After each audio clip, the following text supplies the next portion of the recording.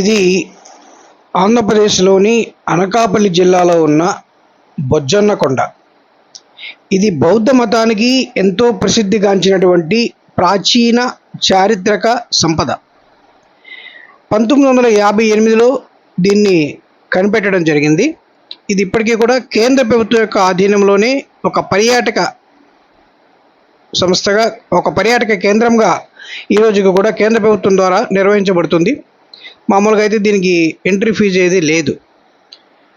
బౌద్ధ మతానికి చెంది ఆంధ్రప్రదేశ్లో ఉన్నటువంటి అనేక చారిత్రక సంపదల్లో మనకి హుయాన్సాంగ్ అనే చరిత్రకారుడు చెప్పిన దాన్ని బట్టి 40 వరకు ఆంధ్రప్రదేశ్లో సంఘారామాలు ఉన్నాయి. సంఘారామం అంటే బౌద్ధ మతానికి చెందినటువంటి వారందరూ కూడా ఒక్కొక్క సంఘంగా ఏర్పడుతూ ఉంటారు. అటువంటి కొన్ని సంఘాలు ఒక చోట ఉంటూ బౌద్ధ మతానికి సంబంధించినటువంటి ప్రచారాన్ని కానీ, ఆ యొక్క ఆశ్రమాలు కానీ నిర్మించుకొని వాళ్ళు నివసించేటువంటి ప్రాంతాలు ఉంటాయి. అక్కడ విహారాలు, స్తూపాలు కూడా నిర్మించబడి ఉంటాయి. వాటిలో భాగంగానే ఆంధ్రప్రదేశ్లో 40 వరకు అటువంటి సంఘారామాలు ఉన్నాయని హుయాన్సాంగ్ చెప్తాడు. ఈ సంఘారామానికి ఉన్నటువంటి పేరు కిందే ఇప్పుడు అనకాపల్లి జిల్లాలో శంకరం అనేటువంటి గ్రామ పంచాయతీ కూడా ఉంది. శంకరం అనే పేరు శంకరం ఈ పేర్లన్నీ కూడా సంఘారామం నుంచి వచ్చినవే.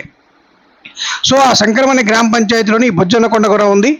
కొండ పైన ఉండేటువంటి ఒక అద్భుతమైనటువంటి సంఘారామం నిలయం క్షేత్రంగా ఇక్కడ మనం చూస్తాం. 2 అంతస్తులు రూపంలో ఈ యొక్క కొండ మీద, ఇది కొండ లోపల దొలిచి కట్టినటువంటి స్తూప సంపద.